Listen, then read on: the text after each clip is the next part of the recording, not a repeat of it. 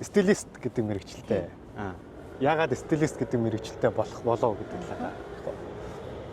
Би яг нөгөө үндсэн мэргэжил маань бол бизнесийн удирдлага. Бизнес. Тийм Солонгост Эвагийн сургуульд бизнесийн удирдлагаар төгссөн. Тэгээд бизнесээр ажилласан. Ер нь яг мэргэжлэр ажилласан гэсэн үг гэсэн. Тэгж жагаад өөрийнхөө пашныг хөөгөөд стилист одоо болсон гэсэн үг л дээ. Стилистээр ажилласан. Тэгээд яагаад болсон гэдэг нь болохоор хизээ нэгэн цагт болох юм байсан байх. Тийм яг нөгөө хизээвэ гэдэг нь л арай өөр байсан. Яг цаг хугацаанд нөгөө тайминаа хүлээжсэн гэх юм уу. Тэгэл тэгж байж байгаад яг Монголд тийм хэрэгцээ гарсан юм шиг санагдсан учраас тэр үед 2-3 жилийн өмнө стилист гэдэг одоо personal styling студ нээжсэн. Тэгээд яг хүмүүс илүү ойлгох цаг хугацаанд болсон байсан учраас тэгээд хүмүүст тийм хэрэгцээ айгүй их байгаа нь харагдчихсэн л да нийгэм дээр ялангуяа эмэгтэйчүүдэд эмэгтэйчүүд нэг ихч дүүс шиг зөвлөд өгчих ихч дүүсгүй хүмүүс гэх юм уу. Тийм хүмүүс айгүй их байсан учраас студэл нээжсэн тийм. Өөрөөр хэлбэл эмэгтэй хүмүүс чинь хувц өмсгөрөө ихчээсээ ч юм уу найзаасаа энэ ямар байна гэдэг ингээ асууж тэрэн дээр нь зөвлөгөө өгөх тэр санаа бол гарсан байна гэсэн үг үү те. Одоо жоохон пауз авсан байгаа. Тий одоо ерөнхийдөө пауз авсан. Тэгээд яг Монголд тийм төрлийн үйлчлэгчид айгүй их гарсан л та. Тэгэхээр нэг сүүлийн 3 жилд бол зөндөө олон студиуд нээгдсэн. Тэгээд гэхдээ яг эрэлт болон хэрэгцээ байсаар л байгаа. Цагаад одоо ажиллаж гэсэн хүсэлтүүд байгааг харахад бол байсаар байгаа юм байна гэж би бодсон. Гэхдээ тэрэн дээр нөгөө бүтэн тэр чигээрээ ажиллахгүй гэхээсээ илүү арай өөрөөр ажиллах төлөвлөгөө гаргаж байгаа. Өмнө нь болохоор манайх нөгөө personal styling буюу яг нөгөө хувь хүний гадаад төрхөн дээр нь голчлон төвлөрч ажилладаг гэсэн гэх юм уу. Хувь хүний өнгө гэж personal color гэж зүйл энэ Солонгос ч гэсэн амар их viral болоод тий одоо дэлхийд даяараа их яригдчихсэн үе байсан учраас тэгээд тэрэн дээр ч гэсэн монгол хүмүүст мэдээлэл өгөхийн тулд тэр үйлчлэгэн дээр илүү төвлөрч ажиллаж байгаад одоо болохоор миний санаа бол яг хүний гадаад төрхөн дээр нь ганц анхаарад хангалтгүй юм байна гэж бодсон. Дүгнсэн гэсэн үг тий яг гадаад төрхөд дээрээ хичнээн өөрчлөлт хийгээд яг дотроосоо одоо self confidence буюу яг хүний өөртөө итгэх итгэл тэгээд өөрийгөө үнэлэх үнэлэмж гэдэг зүйл дээр нь хамт ажиллахгүй бол энэ бол ерөнхийдөө нэг тийм өнгөц төдий юм болоод байна гэж дүнсэн гэх юм уу. Тэгэхээр ер нь одоо хийх гэж байгаа зүйл маань ч гэсэн арай тийм дотоод гадаад хавсарсан үйлчлэгээ үзүүлэх зорилготой төлөвлөгөөтэй. Дотоод тэгэхээр хүний одоо сэтгэл зүйтэй холбогдно гэсэн үг үү? Яг би мэдээж сэтгэл зүйч хийх бол боломжгүй. Угаасаа тийм нарийн мэрэгжил. Гэхдээ яг тухайн хүний self love өөрийгөө хайр одоо self confidence өөртөө итгэл гэх мэт иймэрхүү зүйлс төр мэдээлэл өгөх бол боломжтой гэж харж байгаа гэх юм уу. Тухайн хүнд аль алинд нь хавсраад ингээд үйлчлэгээ үзүүлвэл жинхнээсээ яг үр дүнтэй юм болох юм бол гэсэн тиймэрхүү бодолтой л байгаа. Солонгос улсад өмнө сурж байсан шүү дээ. Хэдэн жил Солонгос улсад амьдарч байв. Яагаад Солонгос улсыг сонгох болов суухаараа? Солонгост би 4 жил амьдарсан. Яг угаасаа 4 жилийн тийм бакалавр байсан учраас 4 жил сураал 2011 онд ирээд 15 онд төгсөөд явж исэн.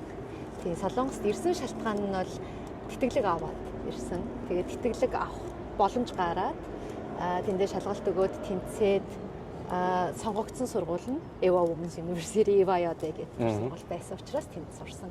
Тэгээд яг эхлээд тэгж сонгосон ч гэсэн тэр сургууль надад бол айгүй их таалагддаг байсан. Ер нь айгүй хатуу. Тэгээд маш сонирхолтой дан эмэгтэйчүүдийн сургууль шүү дээ, тий. Хичээлэл хийдэг тийм сургууль ерөнхийдөө тийм. Тэгээд сургалтын чанар, орчин бүх юм л ер нь айгүй гоё санагддаг байсан да, тийм. 10 жилийн хаан сурж хаана өсөв гэдгээс ярив. Би яг анх төрөөд бол нэгдүгээр хороолт байсан манайх. Намайг төрөөд надад байгаа ихний дурсамж бол яг нэгдүгээр хорооллын 12 дугаар байр гээд Цэнхэр байшингаас эхэлдэг. Тэгээд тэнд манайх бас нэг намайг 7 дугаар анги хүртэл байсан болов. Тэгээд би тэндээсээ эхлээд нэг Миний санджаар 80 дугаар сургууль гэж байсан гэж бодож байгаа. 80 дугаар сургуульд эхний 1-р ангидаа яваад тэндээсээ 23 дугаар сургууль руу шилжсэн. Тэгээ 23 маань хотын төвд байдаг байсан. Хуучин арт кино театрын хажууд. Тэгээд тэндээс 21 чөлөө сонсголон гэдэг автобусанд суугаад яг бүтэн цаг гарan яваад очдог газар байсан. Тэгэл 23-т 2 дугаар ангиасаа төгслөө сурсан 10 жилдээ бол. Солонгост ирээд Солонгосын нэг боловсрал одоо 4 жил их сургууль сурсан хүн байна шүү дээ. Тэгэхээр Солонгосын энэ боловсролын системийг юу гэж хардгийг Солонгосоос ер нь өөрт чинь юу өгсөн бэ? Би яг 4 жил сураад анханасаа ер нь үлдэн гэж бодож ирээгүй л дээ. Угаасаа нөгөө энд үлдэж амьдарч ажиллана гэж бодож ирээгүй. Яг боловсролын аваад буцаад явах одоо зорилготой байсан гэх юм уу. Тэгээд тэр зорилгынхоо дагуу ч гэсэн болсон.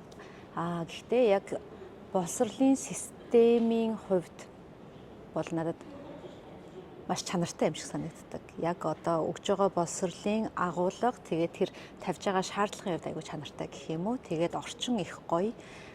Тэгээд арай яг надад жоохон хэцүү санагддаг байсан юм жоохон creativity буюу ийм сэтгэн ургуулan бодох чадвар, бүтээлч байдлыг жоохон хаасан систем шиг санагддаг байсан. Яг миний хувьд бол яг нөгөө номын дагуу сурдаг гэх юм уу. Тийм байсан. Гэхдээ тэр нь одоо муу сайн гэхээсээ илүү яг зүгээр зарим хүн тохиромжтой тохиромжгүй байдаг байх л та. Тэр улсын онцлог боловсролын онцлог. Надад бол тэгж санагдчихсан. Тэгээд чанартайгийн хувьд бол маш чанартай боловсролтой. Тэгээд надад бол маш гоё их сургуулийн жилүүд өнгөрсөн гэж боддог шүү дээ Солонгост байхад. Надад өгсөн зүйл бол дисциплин буюу яг сууж тууштай нэг юмыг дуусгах чадвар. Яагаад тэгэхээр угаасаа Солонгост тэр чадвар байхгүй бол юун дээр ч явахгүй. Тэгэхээр одоо тэр тууштай байх чадвар нэг юмыг эцсийн үзэж одоо ингэж дуусгах тэр ур чадварыг суух ур чадвар өгсөн юм шиг санагддаг. Яг боловсрал гэхээсээ илүү тийм скиллүүд өгсөн юм шиг санагддаг гэх юм уу. Тэгээд тууштай байдал. Тууштай байдал.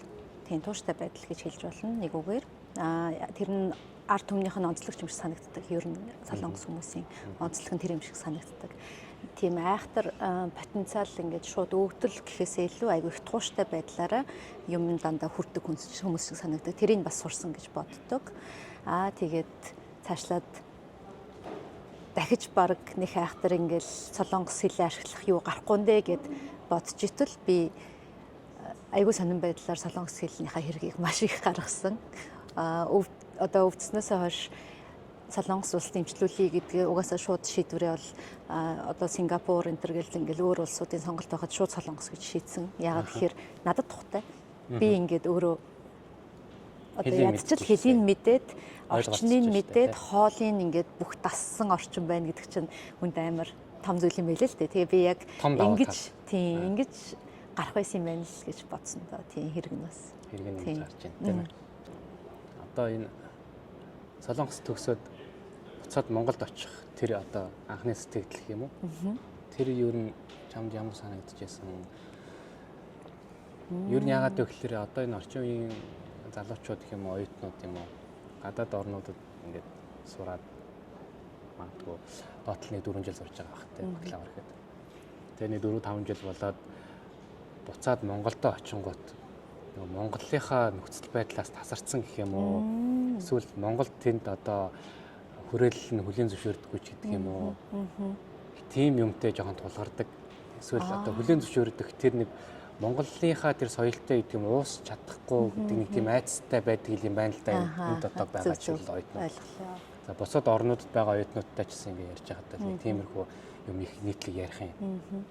Тэр өөрийн чинь хувьд бол энд 4 жил бакалавр сурчаад Монголд очиод за тэгээд өөрийнхөө хүсэж ирсэн юм одоо студийг байгуулад ингэ явж байна. Тэгэхээр тэр анх очсон сэтгэл тухайн юм. Ер нь бол яг саяны ярьсан нөхцөл байдал нийтлэг байдаг гэж би ч гэсэн олон хүмүүсээс сонсч байсан. Одоо юу гэхийн дасан зохицох тэгээд тэр нэг ийм буцаад одоо Монгол одоо юуруугаа нийгэмдээ уусах тэр хэцүү байдаг гэж манай найзууд ч ер нь ярьдаг. Энд удсан хүмүүс ялангуяа аюу их тэгж ярьж байгаа. А зүгээр миний хувьд арай өөр байсан баха. Би айгу гэр амтай гэх юм уу Монгол амтай. Тэгээ 4 жил сурахтаа ч гэсэн ерөөсөө л амралт болгоноор 4 сар болол явцдаг байсан Монгол руу. Тэгээд тийм болохоор надад бол тийм зүйл тохиолдоогүй. Би буцаж уусах гэхээсээ илүү нөгөө энд илүү дасан зохицоогүй төрлийн хүн байж магадгүй гэх юм уу. Яагаад тэгэхээр нөгөө их чөлөөтэй. Тэгээд ийм өөрийнхоороо жоохон зантай. Яг бүх юмыг нөгөө ном журмын дагуу хийх дургүй юм баггүй. Тэгэхээр энэ улсын өөрөө онцлог нь болохоор бүх юмыг ном журмын дагуу хийх ёстой. Тэгээд ажлын одоо талбар дээр ч гэсэн нөгөө самбэ хүүбэ гэл ингээл энэ хүндлэлийн энэ ёс жайг нь миний хувийн юутай жоохон зохицохгүй байсан учраас надад бол арай өөр байсан. Би нөгөө Монголд илүү зохицохоор хүн байсан байж магадгүй. Тэгээд буцаж очиод дасан зохицох дээр бол нэг их айхтар асуудал гараагүй. Гэхдээ ер нь одоо ингээд хаанаас одоо тэр яриа гараад одоо энэ үнцэг гарч байгааг би ойлгож байгаа байхгүй юу? Одоо нийгэм нь айгүй ялгаатай шүү дээ. Яг үнийг хэлэхэд ингээд очиод хүмүүсийн харилцаа тий одоо хүнээс ингээд нөгөө хүлээлт ингээд тавина шүү дээ тий яг ингээд тодорхой ажлын байран дээр гараад за энэ хүн ингээд хийх ёстой юм а хийндэ гэд ингээд хүлээлтүүд тавингууд тэрэнд нь хүрэхгүй ингээд яагаад тэр хүн ингээд өөрийнхөө ажлыг хийхгүй ингээд хоорондоо ийм нэг л уусан ийм юм болоод байгааг одоо Монголын ажлын талбар дээр гараад ойлгодгүй гэсэн. Ер нь бол Монголд одоо юу гэх юм тийм тодорхой зааг жоохон boundary байхгүй байхгүй ингээд нэг ч ажлын ингээ позишн мөртлөө ийшээч хөрвөл тийшээч хөрвөл нэг юм дундаа ажиллаа хийж байгаа юм шиг юм болдог учраас тэрийг би бол байж болох тийм юу гэж л бодож байна. Нөхцөл байдал гэж бодож байна. Гэхдээ миний хувьд бол тийм бас нэг хайхтар тохиолж байгаагүй л. Одоо энэ Монголд гэх юм уу бусад орнууд чсэн одоогийн залуучууд гэдэг нэг тийм нэр том яваад одоогийн залуучууд юм болохгүй байна. Одоогийн залуучууд миний үед тийм байгаагүй. Одоо эднэр ингээд ер нь зах цамбрааг болж байна гэдэг юм уу. Юм хэлэхээр ингээд энэ тэгээд гэдэг юм уу. Магадгүй тийм тохиолдол байхыг үгүйсэхгүй л дээ. Одоо ингээд сүүлийн үед нэг онгой байлаа шүү дээ. Би ингээд ядраад байна уу? Ажилд оронготой маргааш өө би ядраад байна гэснээр ажилдаа ирдэг ч гэдэг юм. Тэнгуутаа кино үзээ явж идэг ч гэдэг юм уу. Тийм хүмүүс байгаад байна. Тэ чиний өнцгөөс одоогийн одоо энэ залуучууд одоо чамаас доош үеийн залуучуудыг ер нь юу гэж харж байна? Цаашлаад энэ улсын ер нь ирээдүй гэж ер нь юу гэж харж байна? Би болохоор 90 оны одоо хүн тэгэхээр чин надаас бид нар millennial гэж явж байгаа гэж ойлгож байгаа. Millennial generation гэж байгаа бол дараа нь Z тэгээд цаашгаа өөр одоо бидний мэдгүй байгаа нэр томьёотой generation-ууд гараад ирсэн. Зүгээр яг хуу би ялгааг нь хизээ ойлгосон бэ гэхээр эхлээд нэг хэсэг одоо Монголын том корпорациудад ажилласан л та. Ажиллаж үтсэн одоо яг ямар байд юм бэ сонирхоод тэгээд үцхэд бол тэнд бол би мэдрээгүй. Ягаад тэгэхээр яг миний үеийн хүмүүс ажиллаж исэн одоо тэр үе яахгүй. Тэгэхээр яг millennial-уудтай хамт ажиллаад тэгэл ажиллаад явхад ерөнхийдөө бүүмрүүдтэй хөвчлэн ажиллаад илүү тийм жоохон ур чадварын ялгаал харагдчихсэн гэх юм уу. Одоо хил болон ур чадварын ялгаан дээр зөрүүнүүд харагдчихсан бол дараа нь өөрөө яг ингээ хувийн юм хийгээ явж байгаа үедээ хүмүүс өөрөө ажилд аваад эхлэхдээ Z generation-ийн ялгааг харж байгаа байхгүй ингээд одоо өөрөө удирдлага нь болоод Z generation-уудыг ажилд авахаас өөр аргагүй байдал үүсэж байгаа байхгүй угаасаа мэдээж ажилд орох гээд ирж байгаа хүмүүс чинь дандаа залуу хүмүүс байгаа юм чинь тэрэн дээр л би их ялгаа мэдсэн одоо төсөөлжсэнээс маш өөр байсан. Ер нь тийм бидний даснаас айгаа өөр байсан байхгүй юу. Би ихэндээ ойлгохгүй жоохон яаж харцах хэвтэй байгаа ерөөсөй ойлгохгүй яах хэвтэй ингэ загнах хэвтэй юм уу те эсвэл ингэ найз шиг байх хэвтэй юм уу яг аль нь ингэ зөв гэдгийг ерөөсөй ойлгохгүй. Тэгээд айгаа нэг талдаа надад амар хариуцлагагүй санагдал ямар ч юм хариуцлага байхгүй те ингээд хүн чинь ингээд яг заа гэсэн бол заа гэд ингээд явах хэрэгтэй байхад тэр нь ерөөс ингээд байхгүй ингээд дураараа тийм шийдвэрүүд гараад ирсэн. Тэг би ямар сони ингэж бодоол тэгээд шаардлага тавихаар бас хүлээж авахгүй маягтай байсан учраас тэрэн дээр бас жоохон гайхсан. Гэхдээ энэ болохоор сөрөг тал нь баггүй. Эрэг тал нь болохоор айгүй юм бүтээлч. Амар шин санаануудтай. Би хүртэл ингээд ингэж болох байсан юм биш тэгээд ингээд бодож байгаа хгүй те ийм бас үнцэг байж болох юм байна. Ингэж харж болох байсан байна. Ингэж хийж болох байсан байна гэдэг юмуудыг гаргаж ирж байгаа. Тэгээд бидний хараагүй тим хэмжээний ийм creativity буюу бүтээл сэтгэлгээ айгүй өндөртэй хүүхдүүд юм байлээ гэж би бодож байгаа. Айгүй бүтээл сэтгэлгээ өндөртэй маш бас ийм олон төрлийн шин содон ийм скиллүүдтэй, ур чадваруудтай. Тэгсэн мөртлөө яг нэг дутагдaltaй тал гэвэл хариуцлагатай байдал амар муу. Тийм тэрийг одоо тэг бүгд юм уу би сайн мэдэхгүй байна. Миний л нөхцөл байдал дээр амар тэг санагдсан шүү дээ. Хариуцлага жоохон тэггүй тийм байх албагүй гэж боддог ч юм уу тийм л болсон юм шиг санагдсан. Монгол улсын одоо нийгэм эдийн засгийн байдал бол тийм бас таатай биш байна гэж хүмүүс хэн болгон л ярьж байна ер нь бол. Одоос ер нь гараа явуучвал бүх юм болчихоор юм шиг яриад байна л да. Ялангуяа одоо энэ өвлийн цагт бол та төвчрэл гэл ингээл өмнө өн өсч чинь гэдэг юм уу. Тэгээ үнэхээр Монголдоо ер нь ингээд байж хаад тэр одоо зүйлийг засах тэр залуучууд ер нь тэр юмаа засаад тэр Монгол улсынхаа төлөө ингээд яваад тэр муутай сайтайг нь бүгдийг хүлээн зөвшөөрөөд ингээд явж явах эсвэл ингээд за ерөөсөө нэг гэр бүл аваад нэг л амьдрахын чам гэр бүл аваад нэг сайхан гадагшаа гэдэг нэг юм бас хэсэг бүлэг хүмүүс байна. Тэр өөрөө ч явж юу гэж боддгийг ер нь нэг энэ улсын ирээдүйн талаар ер нь юу гэж хардаг вэ? Яг энэ талаар бол сүүлийн үед айгүй их хүмүүстэй ярилцсан сэдв байна л да. Одоо би яг дөнгөж Германд байдаг үеэл дээрээ сар гарan амьдраад одоо ирж байгаа байхгүй. Тэгэхээр тэнд манай үеэл 10 хэдэн жил болсон байна. Тэгээд өөр бас үеэл маань тэнд амьдарч байна. Тэгээд энэ дээрээ бас 20 орчим жил болсон найзтайгаа бас уулзаал ингээл ярьж байгаа сэдв бол яг нэг байгаа байхгүй. Ингээд Монгол болохгүй байна. Тэгээ Монгол одоо ингээд сүрлээ ер нь бол тэгээ ингээд нийл үнэхээр бас ингээд сүрлийн ирмэг дээр ингээд очичоод байна. Тэгээ эдийн засаг нэгдүгээрт бүх юмны үнийн өсөлт болон цалингийн өсөхгүй байгаагийн зөрөө хэтэрхий их болчоод байна. Тэгээ энд хүмүүс яг яаж амьдрах ёстой юм бэ? Утаа нь бүр арай л тэр бол одоо тэрийг одоо юмдгүй яриад ч баг байхгүй бүгд мэдж байгаа асуудал шүү дээ. Тэг ингээд үнэхээр хэцүү шүү дээ. Өвөл бол өвлийн 3 за хамгийн амар нь бол 2 сар байгаа бах тий 12 1 сар. Ерөнхийдөө нэг 4 сарын хугацаанд бол жинхэнэ амьдрах уу яах вэ гэдэг юм болд нь шүү дээ. Тэнд Улаанбаатарт. Гэхдээ угаасаа л санснаар бол бүгд л гармаар байгаа шүү дээ. Одоо тэнд амьдрмааргүй байгаа шүү дээ. Одоо ингээд яг тэр нэгдүгээрт бүх юм нь үнэтэй. Тэгээд эрүүл бус орчинтой тий. Тэгээ бүх одоо өвчний суур болж байгаа энэ ингээд үндсүүд нь орчны нөлөөнөөс аягүй их гарч байгаа. Энд бол хинч амьдрахыг хүсэхгүй угаасаа тий. Боломж нь байвал гэр бүл аваа явмаар байгаа. Тэр нь бол ойлгомжтой. Тэгэнгүүт гол нь тэгчүүл хин тэр улс орныг авч явах вэ? Тэрийг тэгвэл тэр өөрчлөлт гээд байгаа юмыг хин хийх вэ гэдэг юм болчихж байгаа шүү дээ. Бүгд ингээд амиа хохолоо явчих юм бол одоо тэрэн дээр одоо хин гол нь тэрийг бүр ингэж өөрийгөө золин барин байж хийх юм бэ тэр өөрчлөлтийг тий. Тэгээ одоо байгаа нөхцөл байдал өөрчлөлт залуучууд оролцоос нааш өөрчлөгдөхгүй нөхцөл байдал шүү дээ. Ер нь бол одоо яг нэг талаас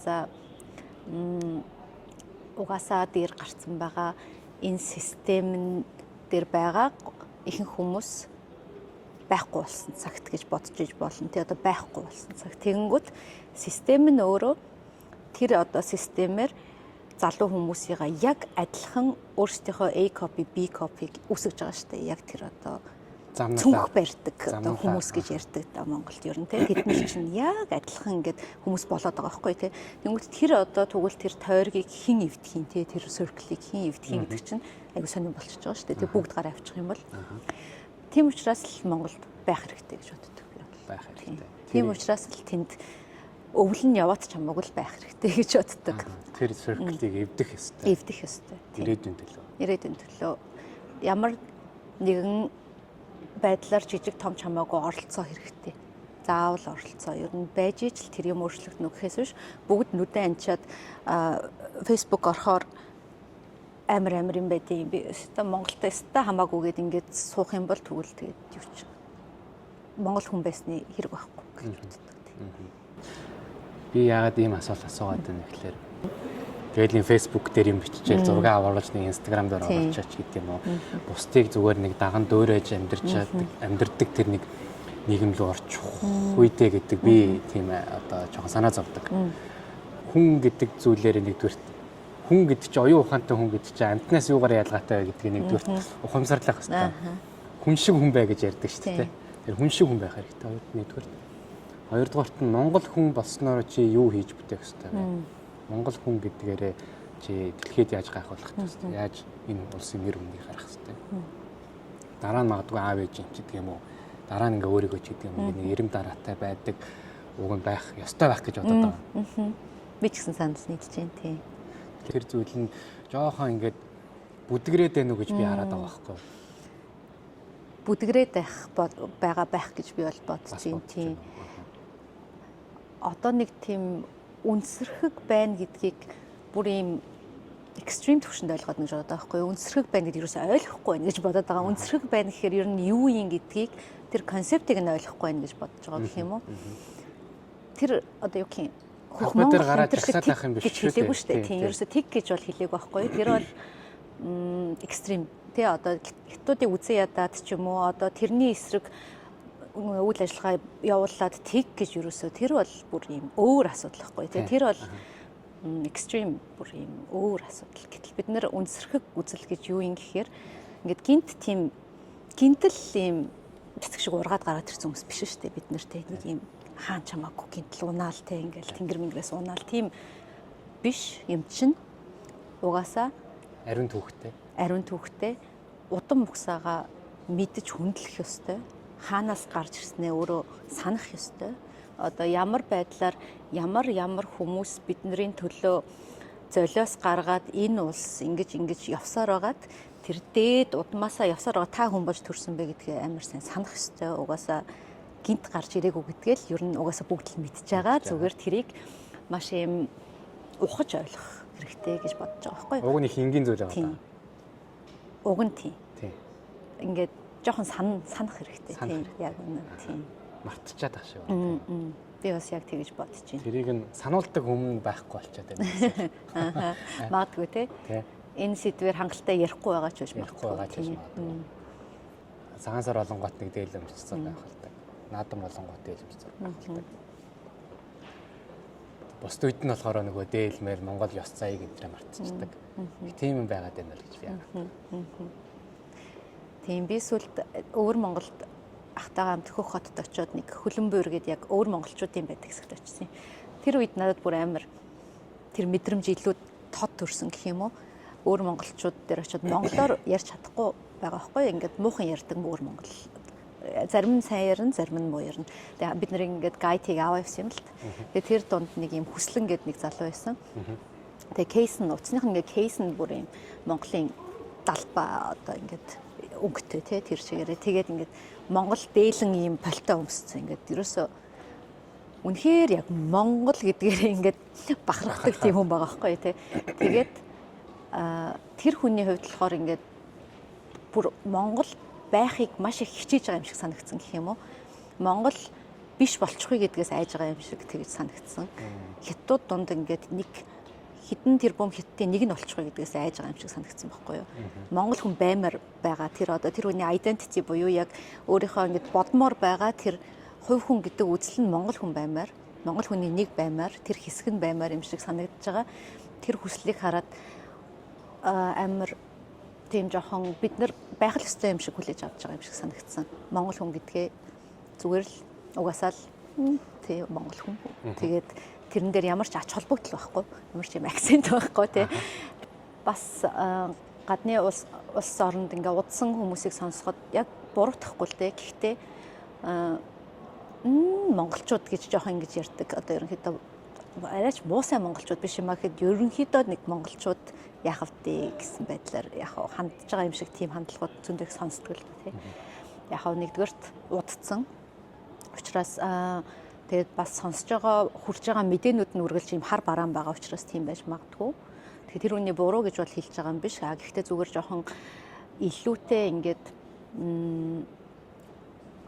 уншиж судлах тэгээд илүү тийм зөв мэдээлэл авах хэрэгцээ байгаа юм шиг санагдаж байгаа байхгүй юу? Яг одоо Монголын талаар хар бараа юм байгаа ч гэсэн зөвхөн хар бараа юм биш шүү дээ. Одоо энэ Монгол гэдэг чинь хөгжиж явж байгаа улс цаашдаа хөгжиж шүү дээ. Ер нь бол хөгжин бүхэл улс тэгжил замналаар хөгждөг шүү дээ. Ер нь тийм.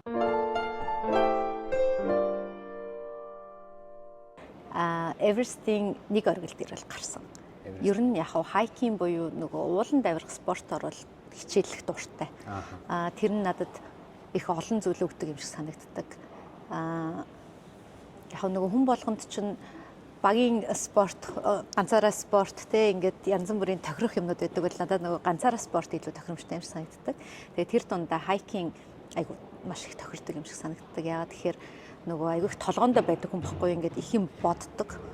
Тэгээд байгальд гаргахаараа энерги авдаг гэх юм уу? Байгальд байгаа тэрүүгээрээ айгу их тийм цэнэглэгддэг төрлийн хүн учраас бүх юм ингээд тохироод бүрдээд дуртай. Тэгээд би тэгээд яг Everesting Base Camp руу эхлээд зорж явсан. Everesting Base Camp EBC гэдэг тэгээд 5465 билүү EBC чинь тийм тэр авцаа байгаа. Тэгээд бөөнөрөө 10 хэдүүлээ 12 уулаа байсан баха баг болоод тэрийг зорж явсан. Тэгж алхалт хийж байгаа дээшээгээ гараал ингээд өөрсдөө бас ерөнхийдөө сорж байгаа л асуудал л та. Яг ингээд нөгөө хүүтэн тог хязгаарлагдмал, хоол хязгаарлагдмал, бие болон сэтгэлийн хязгаарыг ерөнхийдөө жоохон сорж байгаа процесс гэх юм уу? Яг тэр алхаж байгаа тэр процессыг би бол тэгжил хэлнэ. Яг триал ингээд walking буюу ингээд нэг урт хугацааны хагас сарын ингээд юу байгаа шүү дээ, тий? Алхалт байгаа шүү дээ, тий?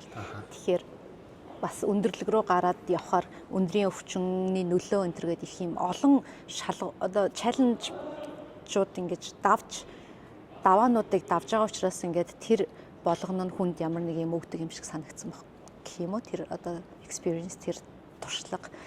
Тэгээд бид тэгэхэд дээшээгээ 12-уулаа явж хахад заримд нь их өндрийн нөлөөний өвчин өгөөл, зарим нь замаасаа буцсан ич гэж яриад те, зарим нь зүв зүгээр байгаа л ингээл янз бүр байсан хүн болгон. Зүгээр миний хувьд өндрийн нөлөөнд аз бол баг орж исэн учраас тэндээсээ 4 хүний баг бүрдүүлээд лобучегээд 6119-ийн өндөртэй нэг оргил руу гарыг шийдсэн. Тэр дундаасаа ер нь тэгээд тэр оргил руу 3 эрэгтэй, 1 эмэгтэй. Би тэгтээ ер нь бол өөрийгөө жоохон хэтрүүлж үнэлсэн байлээ. Тэгээд тэр донд яг жоохон гарын хүчин тэр дутагдсан яг эрэгтэй хүнийг бодоход. Тийм тэгээд нэлээд дунд нь бол уйлж ингэж буцаж тий нөгөө ямарч юм шиг санагдаал энэ төр тийм процессын үр дүнд ер нь бол гарахын хувьд бол гарсан тий. Тэгээд яг тэр дээр гарч исэн яг гармаар байсан гол зорилго нь чадах юм шиг санагдсан болохоор ер нь тий сэтгэл багтжсэн учраас сэтгэл багтж байгаа бол ер нь бусад юм бол болцдог гэж боддог байхгүй юу. Тэгэхээр сэтгэл багтаад байгаа учраас болчих юм байна гэж тийшээ гарахын хувьд за ямар ч байсан тийшээ ер нь хүмүүс яагаад оргилд гардгийг гэж сонирхсон. Яагаад ер нь оргилд гараад юу мэдэрдэг бол гэсэн сонирхолтой сониуч зангаар л ер нь тийшээ гарсан бас. Тэгээд өөрийгөө ер нь л бас хязгаарыг л шалгаж байгаа л процесс байсан л та. Тэгэл дээр гараад хүмүүс яагаад уулын оргил дээр гардаг хэлээ ойлгосон. Надад өндөр уулын оргил дээр гарах хүмүүс ер нь бол янз бүр баг. Миний хувьд бол ихэд нэг юм айгүй маш хэцүү процесс байгаа байхгүй тэр дунд нэг юм дээшээ за гарахын тулд шөнийн 1 гэж эхлээд өглөөний 8 цагийн үед оргилцсан баха. Тэгж санаж байна. Нэг 7 цагийн нэг юм нэлээд тэмцэлтэй болж байгаа шүү дээ өөртөөгөө. Тэгээд дотоод хязгаар тэгээ биеийн хүчнийхээ бүх хязгаарыг ингээд тулгаж агаад тэр дээр гарч байгаа байхгүй юу. Тэгэнгүүт тэр болгон хэцүү байж агаад тэр дээр гараад бүх зүйлийг мартчихдığım бэл. Яг хэцүү байсан бүх юм мартаад. Зөв. чөлөөлөгдсөн мэдрэмж авсан надад бол. Нэг юмны ингээд дээр нэмээд яг дотоод сэтгэл зүйн асуудлуудыг ч гэсэн тэр дээр гараад сэтгэл зүй бие махбодын ямар ч асуудал байхгүй юм шиг санагдсан. Яг асуудлууд жижигхэн санагдсан гэх юм уу? Жохон одоо байгаа хайрцагнаасаа гараад холдоод харахаар юм арай жижиг харагддаг шиг яг тийм мэдрэмж л авдаг юм шиг санагдсан надад. Нээлттэй хүн. Нээлттэй. Ер нь нээлттэй хүн шүү. Яг энэ нээлттэй байдал яг тэр талаасаа гэвэл манай гэр бүл ер нь их нээлттэй хүмүүс шүү. Тийм ер нь гэр бүлийн хүмүүжил бол дураараа зоргоороо л ер нь өссөндөө бид нар. Гэхдээ даруулгатай. Тийм ямар нэгэн байдлаар өөрсдийнхөө хүссэн шийдвэрүүдийг бол гаргадаг. Гэхдээ тэнд одоо буруу шийдвэр гаргуулахгүй байх арга хэмжээнүүд бол авдаг л байсан гэсэн үг. Тийм. Одоо их тийм дэг журамтай өссөн ер нь бол. Тийм манай аав өөрөө цэргийн хүн. Тэгэхээр их тийм арайч диктатор нэг гэж бол хэлэхгүй. Гэхдээ бид нар бол их дэг журамтай өссөн багасаа. Гэхдээ манай ээж бол эмч хүн. Тэгээд их зөөлөн ч хүн ер нь бол нөгөө талаасаа энэ талаасаа хатуу тийм дэг журамтай байсан бол нөгөө талаасаа их зөөлөн тэгээд ийм нээлттэй. Аль нь хичнээн тийм байсан ч гэсэн их нээлттэй ярилцаж одоо нэг үзэл бодлуудыг хүндэтгдэг байсан бидний. Яг одоо юу хиймээр байгаа, яамаар байна. Одоо жишээ нь хүүхэд болохоор тэгэл дуугаа бидний юуг даг гэдэг тийм одоо өнцөг бол байгаагүй. Шийдвэрийг даг гэдэг өнцөг биш. Үнэхээр яг наадах чинь зөв юм уу гэдэг одоо зүгээр чиглүүлсэн юмнууд байсан болохоос биш үргэлж ер нь л нээлттэй үзэл бодлоо илэрхийлэх орон зайтай. Тэгээд ярилцах орон зайтай тийм л гэр бүл байсан. Тэгээд тийм учраас магадгүй зүгээр аав ээж маань нэг юм хүн гэртээ цуглуулаад тэгэл хүмүүстэй юм хуваалцж идэл тийм л хүмүүс байсан. Одоо ингээ манай гэрт ерөөсөө л байнга л хин чи амьдарч идэг нөгөө хамаатны хүмүүсээс те ингээл нэгээс хоёр хүн ингээ байнга амьдарч идэг манай гэр бүлээс гадна. Тэгэл байгаагаа байнга ингээл хүмүүстэй байнга хувааж идэг тийм байсан учраас магадгүй нөгөө өөрсдийнхөө олж мэдсэн зүйл өөрсдийнхөө туулсан туршлагыг хүнтэй хуваалцах нь тухайн хүмүүст үлдэж байгаа буян гэж бол би боддог. Тэгээд бас сайн үйлч гэж боддог нэг талаасаа. Яг нөгөө хүн болгоныг тийм нээлттэй байгаад юмаа заавал хуваалцаад ингэх албатай гэж байгаа юм биш. Гэхдээ тэр хуваалцах нь бол зөв гэж боддог. Би хуваалцахыг одоо нэг төрлийн хайр гэж боддог гэх юм уу. Тухайн одоо өөртөө ингээл хадгалахаас илүү хүнтэй хуваалцснараа тэр нь илүү ингэж өсөж үрждэг гэж боддог. Тийм болохоор тэр хүмүүжлийг ч гэсэн аав ээжээсээ авсан л гэж боддог. 44 минут гэнэ үү? Тийм байна те. Ер нь сайхан сончсон. Хэсгээ дуусгая дөө. Одоо ер нь цаашдын зорилго юу байна? Юу хийж бүтэхийг төлөвлөж байна? Ойрын болон ирээдүйд. Яг цаашдын зорилго гэхээр би нөгөө амар зорилго тавихгүй амьдрах тийм зорилготой. Тийм зорилго тавихгүй амьдрах зорилготой. Гэхдээ тэрэндээ болохоор хүрэхэд жоохон хэцүү. Ягаад тэгэхээр би өөрөө тийм маш нарийн төлөвлөгөөтэй амьдардаг хүн гэх юм уу зүгээр сууж чадахгүй. Байнга л нэг юм хийж явах. Тэгээ одоо бүр ямар сайндаа чөтөр манай найз уулзчаа чамд нэг л юм захигээд чон хийгээд байгаа байхгүй. Удаан. Чи хичнээн чиний темп удаан байгаад ч удаан байхгүй гэж байгаа байхгүй. Тэгэхээр би бол болж өглөл уг нь өөрийгөө ингэ дарах ёстой ер нь юм хийхгүй байвал зүгээр. Гэхдээ тэгж сууж чадахгүй байдаг учраас одоогоор ном бичиж байгаа. Тийм тэгээд номоо бичиж байхаа хажуугаар илүү дутуу юм хийхгүй номоо л бичих одоо зорилго бол байна. Гэхдээ бас хиймээр байгаа юм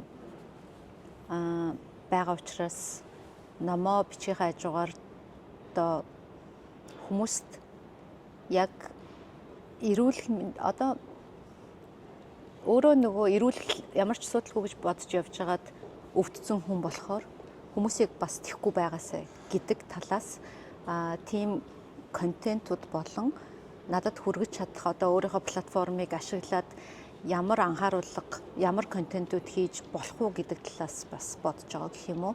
Одоо жишээ нь хүмүүс эхнээсээ маш ийм харанхуйд байдаг. Яг ингээд өвдөд ирэхээрээ яахаа мэдэхгүй нөхцөл байдал байдаг. Тийм учраас за одоо ингээд хэрвээ жишээ нь нэгдүгээр тэрт илрүүлэг ямар процессор өгөөд дараа нь өвчин үнэхээр өвчтэйгэд гараад ирсэн бол дараагийн алхмууд ямар байгаад гадны улс орн руу эмчлүүлэх гээд явхад ямар процедураар яваад юу болдог вэ гэдэг талаар ерөнхийдөө тэгэл өөрийнхөө завтай боломжоор контентууд хий гэж бодож байгаа, төлөвлөж байгаа. Тэр нь хүмүүст хэрэгтэй гэж бодож байна. Тэгээд нөгөө талаас жоохон аль хэдийн өвчнөө давж гарахт нь сэтгэлийн өвч дутж байгаа хүмүүс бас аяг их байгаа. Ер нь тэрэн дээр л хүмүүс аяг хэцүү байдаг байх гэж боддог. Гэр бүлэн ч гэсэн угаасаа ингээд ер нь хэцүү шттэ, амар хэцүү байхгүй. Яг тэр нөхцөл байдалд очиж үтсэн хүн л ойлгоно гэх юм уу. Тэр одоо тэр процесс, тэр цаг хугацааг одоо сэтгэлийн хүчтэй ингээл байнга за би чадна гэж даван тулах бол маш хэцүү байхгүй. Тэгээд хүн болгон тийм байж чадахгүй учраас тэр талаас нь жишээ нь ямар байдлаар тусалж дэмжих арга зам байна. Тийм тусламжуудыг бас өөр хүмүүстэй хамтраад хүргэе гэж бодож байгаа. Тиймэрхүү зүйлс ер нь төлөвлөж байгаа доо. Тэгээд яг цаашлаад буцаад ажилд бол мэдээж орно.